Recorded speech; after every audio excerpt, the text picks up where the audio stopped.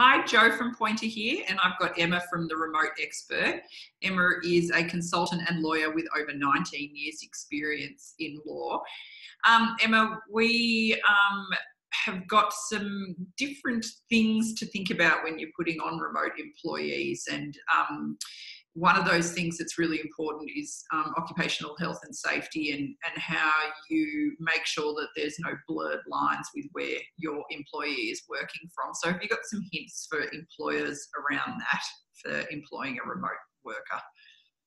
Sure. So the important thing to look at when the employee first starts working from home, whether that's at the start of their employment agreement or midway through, is to make sure that their remote location is documented in their employment contract or the variation to employment contract to allow them to work at home. And in that, you also want to attach a checklist, setting out where their workspace is in the house. Is it upstairs, downstairs? The ergonomic sort of requirements of desks and chairs. And let them have, attached to that a remote work policy, which talks about best practice of how they should conduct their day. They shouldn't slouch in front of a computer on a lounge all day. They need to sit at a proper chair. They need to have breaks, those sorts of things. And that should be attached, because when you have a remote employee, just because they're not in an office with you, doesn't mean you're not liable.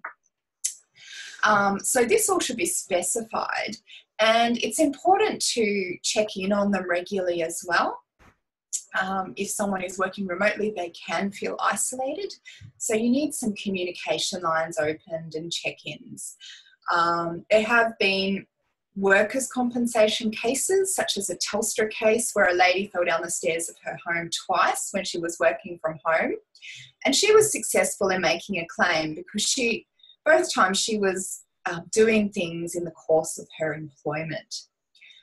So if there is an accident like that, it should be documented. The circumstances should be documented, including what they were doing at the time. Was that in the course of their employment, or had they gone out for a jog in the park on a break, in which case unlikely to be covered. But if they'd gone out in their car to go to the post office to post something for your business, then that is likely to be covered. So it's really important to be mindful of this and treat a remote employee as you would an employee in your office at all times. No, it's really helpful. Thanks, Emma.